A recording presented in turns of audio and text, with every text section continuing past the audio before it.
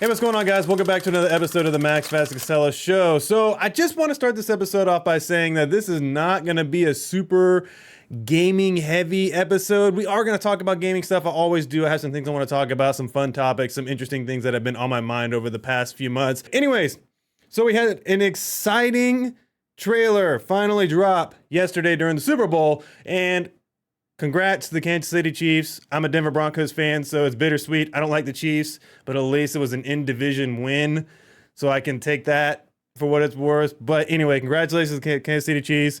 Patrick Mahomes had a great game. It was a very boring game to start, but I enjoyed it in the end. Stayed up late. Anyways, we had quite a few things announced, but we had the big teaser to the teaser trailer for Wolverine and Deadpool come out. And I'm excited. I really am legitimately excited for a comic book movie finally, for the first time in forever, because this feels like that they're getting back to what makes these movies great. And it's just the fact that they're actually making the characters enjoyable to watch again. I can't say that I absolutely loved the first two Deadpools. I liked them, but I didn't love them. But this one looks fantastic.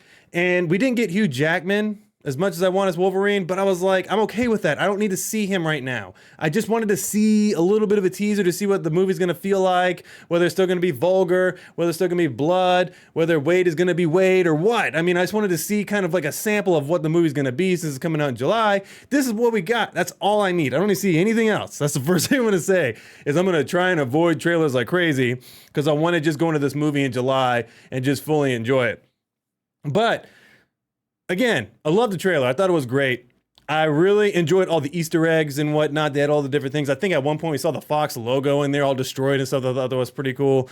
I just like the premise of the movie. It seems really, really interesting. I don't know quite if he's retired or something like that, and he's being brought out of retirement. I don't know, and I just love all the third wall breaking with him talking about Disney and all that stuff. It's just really funny. I love all that stuff.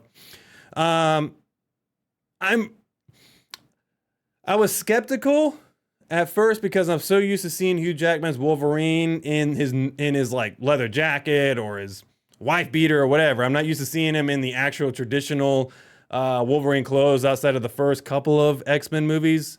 But I'm actually really excited. I mean, it looked awesome just for the brief few seconds we've seen it. I know we've seen some pictures, but it was just different seeing it in the trailer. I'm just excited. It looks great. And again, I'm not a very vulgar person. I don't like a lot of vulgarity in my movies, especially, things that are unnecessary. But Deadpool works as a vulgar character. I mean, with the language, with the blood, the violence, all that stuff. And I'm glad that Disney's actually keeping that. I didn't actually see the rating for the movie. I'm imagining it's going to be R because of what I saw in the trailer. But again, I'm glad that Disney's actually keeping that kind of locked in at R, because an R mature level, because that's what Deadpool is. He's a, crazy, flamboyant character, and I really enjoy that. But this goes back to what my initial thoughts were a while back. I used to have a movie channel, and one of the reasons why I stopped making movie content was because movies suck right now. I'm just going to call it what it is. I'm not trying to say that there are no good movies out there. I'm not trying to say that there's no good shows out there, but it feels like we've seen it all, or we're seeing mostly all of it, especially in the comic book genre, more than anything, is Marvel has kind of lost their way, so to speak. That's why Marvel kind of pulled back and stopped production on so many things, and we have barely anything coming out except for things that were already shot and already done, basically. That's all we got coming out, but they're basically hitting the reset button on all projects because they understand that they need to start over on a lot of these things, because what they were doing with releasing She-Hulk and releasing the Marvels and releasing this and that and like all these different movies that have come out since Spider-Man No Way Home and all these shows, they're just dumping volume on us, and it's all terrible. I mean, literally, there's not been one. There's maybe been snippets of shows and movies that I've liked from Marvel recently, but the majority of it's all been annoying and bad. Thor: Love and Thunder, I wanted to love that movie, but I did not love it. I thought it was okay. It had moments, but it was like didn't have that magic. Doctor Strange Multiverse of Madness, same thing. The concept was phenomenal. Love Wanda going crazy. I love Doctor Strange. Movie was very mediocre. So it's nice to see that Deadpool is going back to the roots, and I think, as Wade said, he's gonna be, what is it, Disney Jesus or something? That was absolutely absurd. But he may be the savior. He may be the savior of Disney and Marvel, and we'll see. I don't know. I'm excited for this trip. I'm excited for this movie coming out in July. All right, so I want to jump into my first gaming topic of the episode, and I want to talk about something that was a really big thing last year and something that's kind of becoming a trend and something we're going to be seeing a lot going forward, and that's the remaster era of video games. Because let's be honest, I mean, we're getting some pretty good games now, but there was a lot of really good games that could use a facelift that would actually be more well received than a lot of the newer games we're getting now. Examples being, we got Resident Evil 4 remake last year, we got Dead Space remake last year, we got Metroid Prime remake last year. The list goes on. We're constantly getting remade games, and I'm all for it because remastered and remade games are great. I like remakes more than remasters a lot of times, but taking a game and putting a good fresh coat of paint on it is never a bad thing. I do enjoy that. They did a really good job with the Halo games recently. I think this is not recently, this is many years ago. Basically, you could turn off and on the high quality modes and it just looked way better. I mean, you know, admittedly, I like that. I think that was pretty cool. Well, anyway, I was going through the list because we don't really have a lot of remasters and remakes coming out this year. The most notable one is going to be Silent Hill 2 remaster, remake. It's not a remake, it's just a remaster. It doesn't look, I don't know, it doesn't look crazily different to me. But really outside of that, I don't know of a ton of remasters. And if I don't know, if I'm missing some or if I'm not really, don't have any on my radar, please let me know down in the comments. But it got me thinking, what games do I want to see remastered / remade? I just want to see them come back in their full glory again, right? The first two are not gonna happen because they've already tried it multiple times now, and they just canceled the project recently. But that is Star Wars Knights of the Old Republic 1 and 2. 2 is my favorite game, so I'd love to see that come back, but I'll settle for 1 for the first one. I just don't understand why this project can't get off the ground. It's arguably one of the greatest games ever made. Literally, like, it won Game of the Year. It was a phenomenal game back in the day on the original Xbox. And I don't get why we're not getting these games remastered or remade. It doesn't make sense. So, because I'm so in love with the Old Republic storyline of Star Wars. I am tired of the Luke Skywalker with the whole like storyline, all this new stuff. I don't like it. I'm tired of it. I like the original 3 episodes, the first, 5, 6, and 7. I love those episodes, or 4, 5, 6. I like the prequel trilogy. I didn't hate the newest stuff, but I'm just sick of hearing Luke Skywalker in all this stuff. I want to go back in time and have Old Republic shows and movies, and I want to go back in time and have an Old Republic remastered game. So that is my number one by all measures of games and all amounts of games that I have on my list right now. That is my number one, is seeing one of those 2 games remade, preferably the second one because that's my favorite one, but I would settle for the first one because absolutely phenomenal games. I want to see those. I really, really want a Splinter Cell remaster remake. I absolutely love the Splinter Cell franchise. It is such a good gaming franchise, and it got done dirty. It really did. It went downhill. It wasn't the best in terms of like the way it ended. It started getting because before it was basically you were this guy going on all these stealthy missions, trying to do things as stealthy as possible, take out cameras. You didn't want to really kill people. You just wanted to knock them out. You could go in with your buddies. That's kind of what the premise of the game was back in the day. And then we started getting way more action-y and, it just wasn't good in the end. So I want to see a Splinter Cell remaster, like the original Splinter Cell. That's what I want. That was such a freaking good game, man. I really want a Splinter Cell remaster. That would be fantastic. One that's actually in development, which I'm happy about, but I want it now, basically, is Max Payne. The first two Max Paynes were absolutely fantastic. I did not like the third one as much because I did not like bald-headed Max Payne, but I did like the first two. Those two were awesome. Just such fantastic stories, man. I really wish Mark Wahlberg's movie didn't suck because that was really a good, potentially good story for a movie or TV show or something along those lines. I would have loved to have seen that because, again, Max Payne, one of the most tragic stories you can listen to, lost his family tragically in a murder. You know what I mean? He's this, beat cop in LA, detective in LA, or not LA, New York, with the snow and the darkness and the grittiness. It's not only one of the best action games and one of the ones that introduced like slow-mo, like kind of dodging around, like Matrix style gameplay. It was one of the creepiest games I've ever played. I remember that scene in the first one where he's having the nightmare scene. Everybody knows this scene by now. And he's walking through and you hear the baby crying and the blood trails. It's creepy. Anyway, Max Payne, want to see a remaster of that. I definitely want to see, and I talked about this in the last episode, I definitely want to see a Way of the Samurai remake. Man, people don't understand. If you've never played Way of the Samurai, I don't care how old that game is. I don't. Get yourself a PlayStation 2 or get something that can do backwards compatible games from the PlayStation 2. Play that freaking game. It's absolutely fantastic. I really, really love Way of the Samurai. The first two are not only really good stories, they're just fun games to play. You can get your characters to the point where you're just really awesome guy. I love the fact that like it was one of the games like Mass Effect where you could make decisions that impacted the story. You know what I mean? Like it was pretty cool. I just loved it. It was great. Sticking with the samurai theme, I really want them to remake the Tenchu franchise.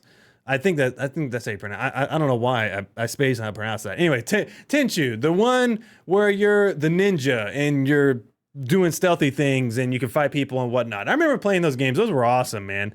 Another one, I'm just kind of spitballing some games here that are off the top of my head because I've got more on my list, but is the Siphon Filter. Absolutely love the Siphon. I remember back in the day on the PlayStation when I had my PlayStation 1. I remember getting the demo discs for the PlayStation 1, and then Siphon Filter was one of those games on the demo disc. And I remember being so obsessed with that freaking demo. I wanted more, like so badly. I couldn't get my parents because it was a rated M game at the time and I was young. I couldn't get them to buy it, but they eventually, lightened up and bought me some games that were rated M. But I remember, man, I played the crap out of that demo. I loved it so much. I really, really wanted to play that. And I finally played it and I beat the game. It was a great game. I absolutely love that game. I'm trying to think of anything else. So there was some other games on my list. I really would love to see, and this is a super nerdy, remaster, they've already done it, sort of, I understand that, but I would love to see a remaster and remake of Heroes Might and Magic 3. One of my favorite games of all time. They've come out with multiple iterations. I think they're on Heroes 8 now. I haven't played that far. I've only played Heroes 3 and 5. Really, I love those games. They're absolutely fantastic. I did play Heroes 1. Back in the day, but Heroes Might and Magic 3 is such an underrated, fantastic turn-based game. I love that game. My cat's trying to interject his opinions on this because he wants to see that. And then I know we just got the Legendary Edition of this, but I would love to see a remake of Mass Effect, the Mass Effect franchise, like a full remake, not just like a polish. I want to see a full remake, but I would like that maybe in, I don't know, 10 years from now or something like that. I don't know.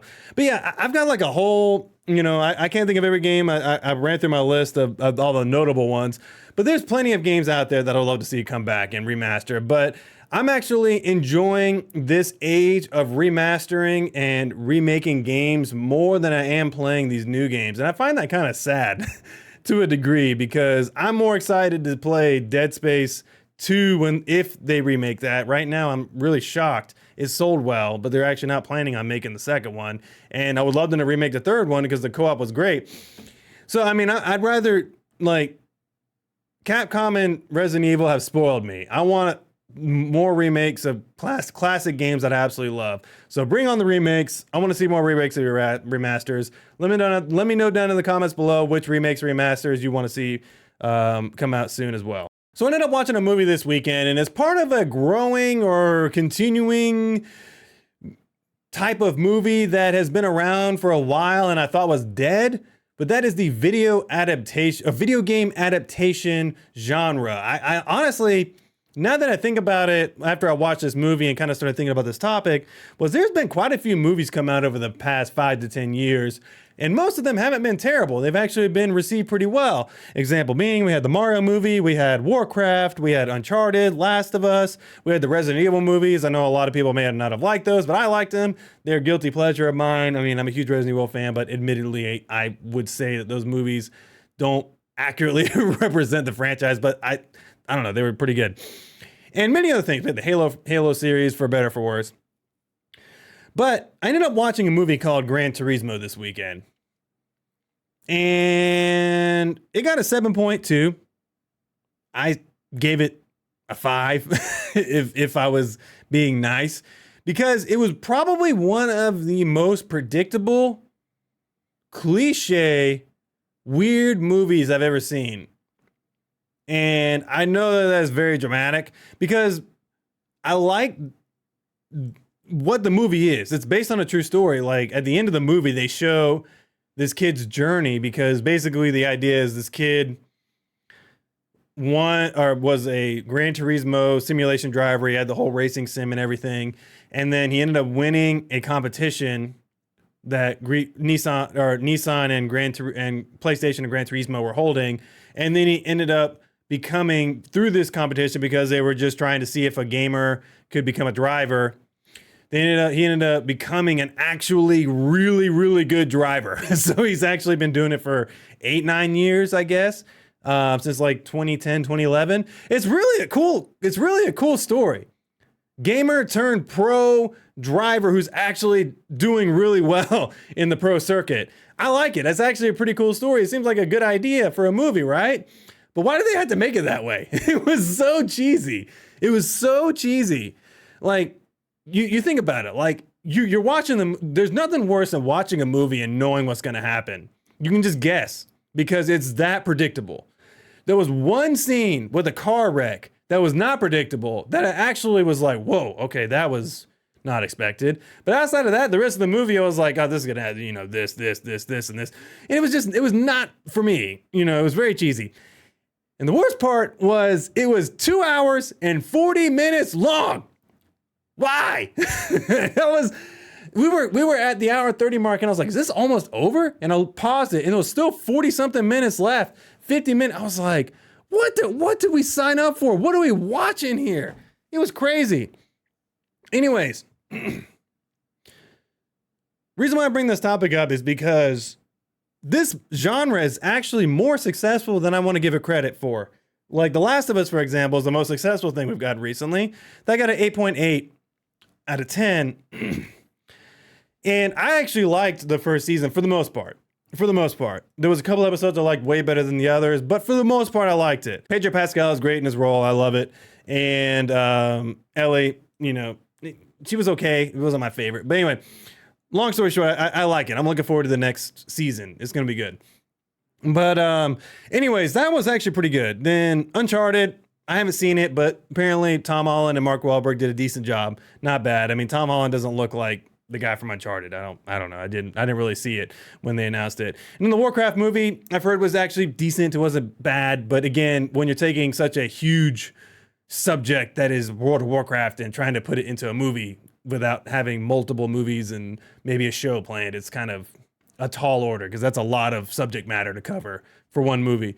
And then the Mario movie, which is one of the ones that I actually really liked. That was a fantastic freaking movie. Yes, it was a little corny and on the nose, and it was definitely had some kiddish moments for, me in my mid-30s to be watching. But I don't know, I liked it. I thought it was an original take on that story, and I liked it. I thought that Chris Pratt did a great job as Mario.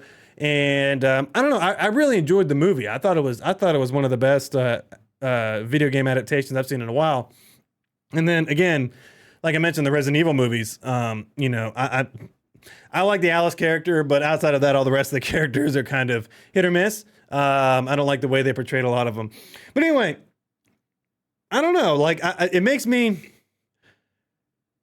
want to go down the rabbit hole of watching more of these movies, even though, yes, I admittedly just said that Gran Turismo was not my favorite. Maybe that was an outlier for me. But legitimately, I'm like, man, we're kind of in a little bit of a golden age for video game adaptations. Makes me want another Mortal Kombat remake or some sort of Mortal Kombat movie. What else? I definitely want an Old Republic movie franchise. They have got to make those because there's such good books, such great video games. Come on, it's time. What else? There's a list. You know what I mean? There's quite a bit list. Honestly, I'm really not. I mean, they tried Max Payne, but why have they not made a Grand Theft Auto TV show or a movie franchise or something? I don't know. The list is big. They've got so many great franchises that they could turn into movies or TV shows that I'm really thinking that we're going to start seeing a lot more of these surface because video games are becoming increasingly more popular. And then I think that they're actually starting to get a good rap around how to do video game adaptations. And I don't know. I think we're in a little bit of a golden age for video game adaptations for sure, not counting Gran Turismo. Okay, so I was scrolling through X, or formerly known as Twitter, whatever you want to call it, and I typically get some video ideas from that because the community on there, or just in general gaming community, they give me ideas for topics and things I want to talk about, right? Anyway, so I was looking through there and I follow a guy named Nick Tech. Most of you guys may know him. Pretty popular, content creator. And one of the questions they asked was, why are games taking so long to create? And this is a question that a lot of us have been asking recently because back in the day, I mean, on Xbox and PlayStation 2 and all these other consoles from back in the day, we would see game releases so much more frequently for franchises. I mean, I have some right here just to paint a picture for you. GTA 3 came out in 2001, Vice City came out in 2002, San Andreas came out in 2004. And then games like Dynasty Warriors, they came out pretty much almost every year. I can go through a huge list, right? Games just came out so much more frequently back in the day. And I understand technology's advanced, so I'm not dumb. I mean, I get it. But the point is that, like, the reason why I thought this was an interesting question is because I want to say that the reason why games are taking so long to make is because, well, they're just, trying to make them much more high quality, right? Because, I mean, we got 4080s doing 4K and 60 frames a second, you know what I mean? Or not 60 frames, hundreds of frames a second, whatever. Anyway, we got amazing hardware now that can output crazy resolutions and things. So developers are taking a lot more time to make these high quality, diverse games. I understand that, they're not just going to be right around the corner. But I don't think that's the reason why. I just don't. Let's look at some of these, that I've got on the list here. Most recently, Arkham Knight versus the Suicide Squad Kill the Justice League. Arkham Knight came out in 2015. Suicide Squad came out in 2024. 9-year difference. GTA, the most notorious right now, or one of the most notorious, that's actually the second one. GTA 5 came out in 2013. GTA 6 is coming out in 2025, so a 12-year gap. We had Diablo 3 come out in 2012, and Diablo 4 finally came out in 2011. Red Dead Redemption came out in 2010. Red Dead Redemption 2 came out in 2018, an 8-year difference. And probably the most notorious and the worst one right now in the market is Elder Scrolls. We had the Elder Scrolls Skyrim come out in 2011, and the Elder Scrolls 6 is coming out potentially, still not announced, in 2026. So that'd be a 15-year time frame difference. So what is my speculations for why this is like this right now? Why is it taking 15 years for one of the most notable games to ever come out to finally have a sequel? We've had Fallout. We've had Fallout 4. We've had Fallout 76. We've had Starfield now. We've had 3 games that were all mediocre come out before their number one franchise, which is Elder Scrolls.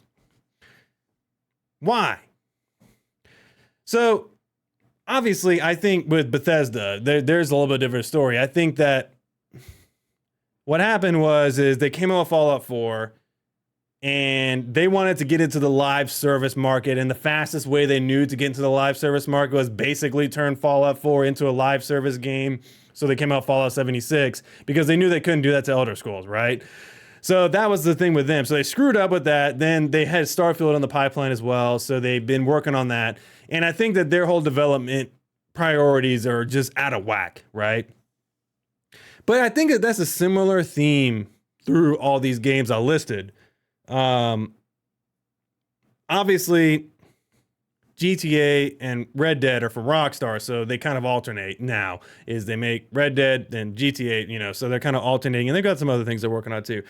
But again, GTA Online has kind of has been so absurdly successful as a live service product that they just haven't had the need to rush GTA 6. Because they rush GTA 6, they got to move GTA Online to that type of format, right? GTA 6 Online or whatever the heck the next iteration of GTA Online is going to be, right? So I think that that's the crux of the issue, is that back in the day when games were coming out, there was no live service products to tide them over between games. Meaning like, okay, in Grand Theft Auto's, example, right? 2001, 2002, 2004, that's 3 games released in a row. Because they were competing against themselves, they needed a game to come out to stay in the market. And they were using kind of the same bones with all of them. But anyway,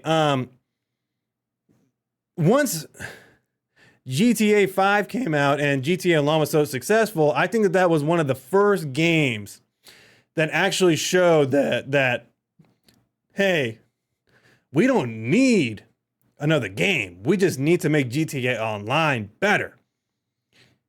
And that's what they've done for the past decade now, going on 10, 11 years now, going into year 12. They've really just focused on the live service aspect. And I think that that's the biggest issue right now in gaming. And I wish I had like a full wrap in my brain around the subject. But here are my initial thoughts with it. Live service, online games, starting with the 360 and whatnot, when they started becoming popular, have really revolutionized and brought us some of the best gaming experiences. But now we're paying for it on the back end, meaning developers and companies are now looking at it like, hey, if we just make the gameplay loop addicting enough, it doesn't matter if we come out with a new game every 2 to 4 years. It matters that we can keep our live service features updated as much as possible. I don't know when the freak we're going to come out with another Diablo.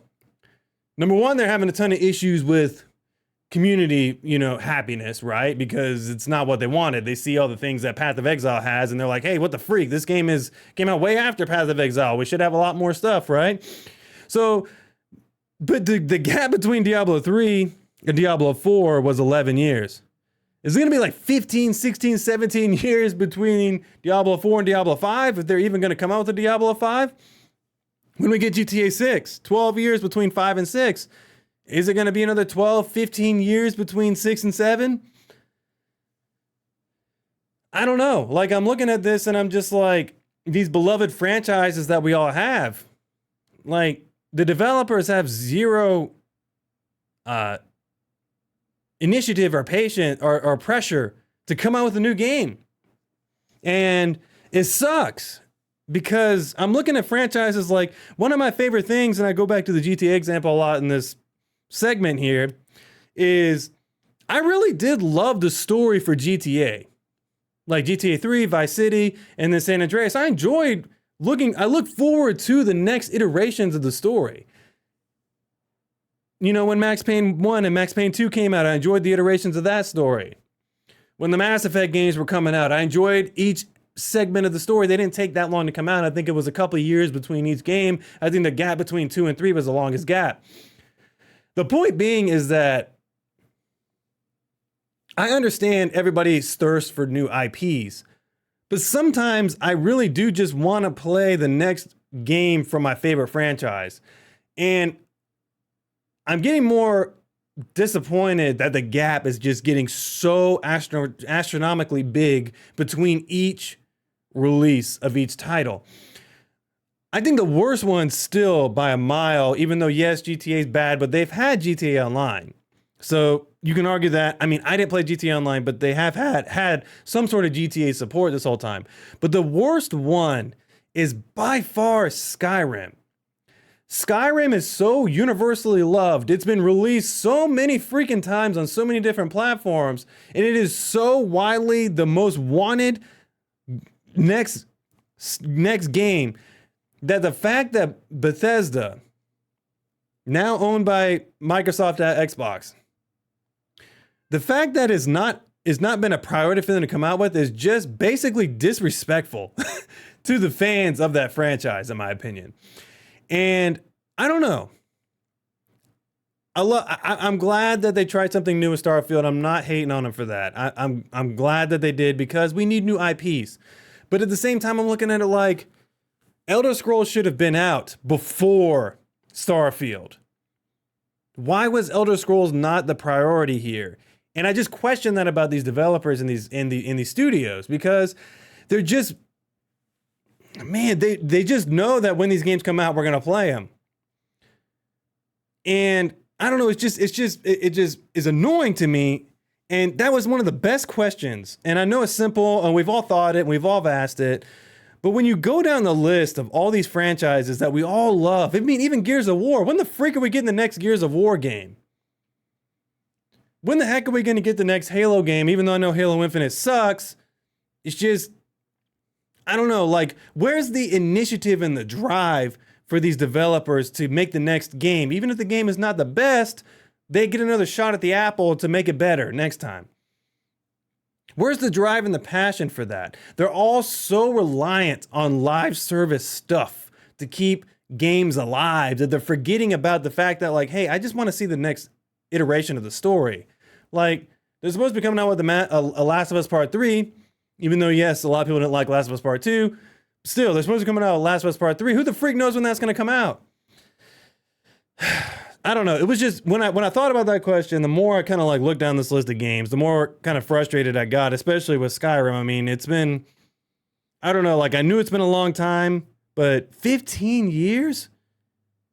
That's just a crime in my opinion, and very disrespectful to the Elder Scrolls community. All right, so this next topic is one that has been on my mind for a couple of months now, and it's one that kind of came up in my feeds that I was looking at because it was an interesting thought.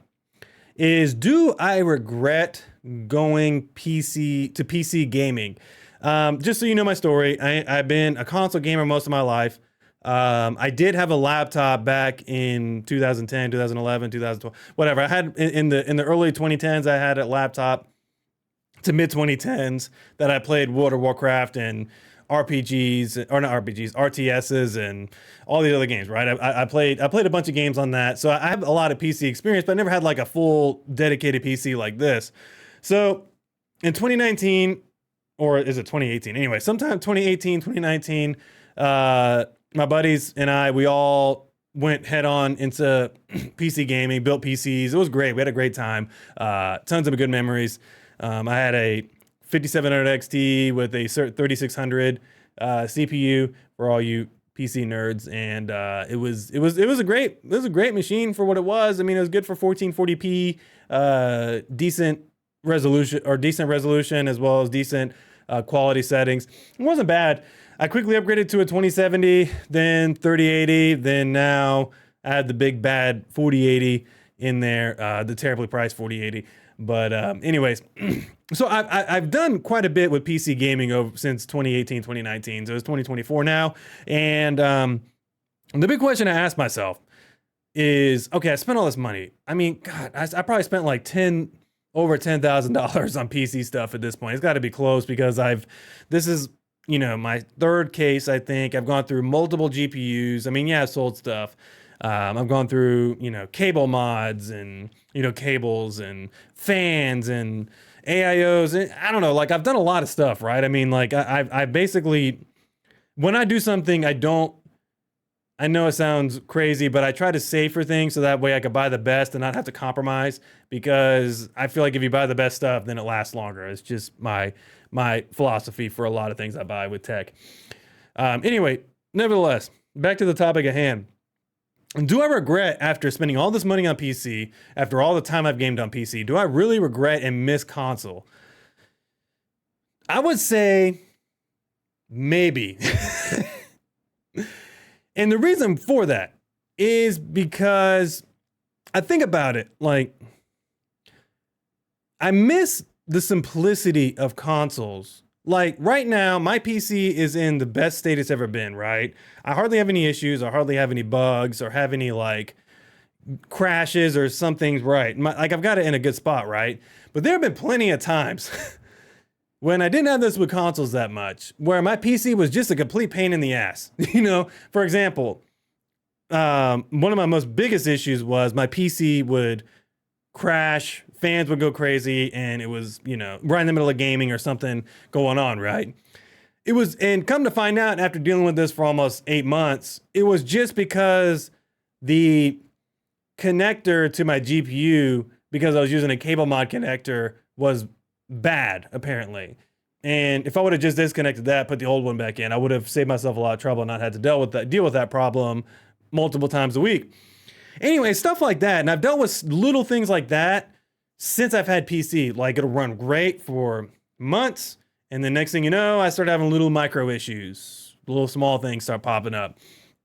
And it just, you know, instead of me enjoying my PC, enjoying gaming, enjoying my video editing or whatever, I'm sitting here trying to dissect PC issues, and it's like having a car, you know, having to work on my car all the time. It friggin' sucks.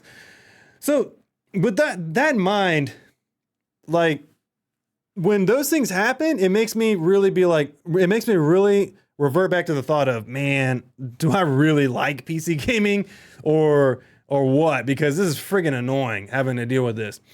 And I guess I said maybe, but I want to lean towards no, because I do love the benefits of it. I like the fact that, you know, when you're thinking about media and what you want to do, you know, is you want to watch, okay, let's say you want to play a game, you want to watch TV, you want to talk to somebody on the phone or your friends online, and I don't know, you want to edit a video. You can do all that stuff at one time on a PC. Is it going to do it all very well? No, but I mean, at the same time, you can.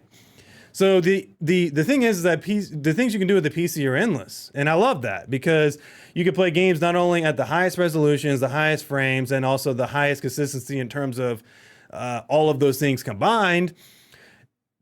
You can actually play more variety of games as well, which is nice, because I love RTSs, and, you know, I love good FPS games. I love like games like Escape from Tarkov that are only PC only. So I do love that about the PC, but I just sometimes miss sitting down in my gaming chair, on the couch, in the living room, turning the thing on and not worrying about it.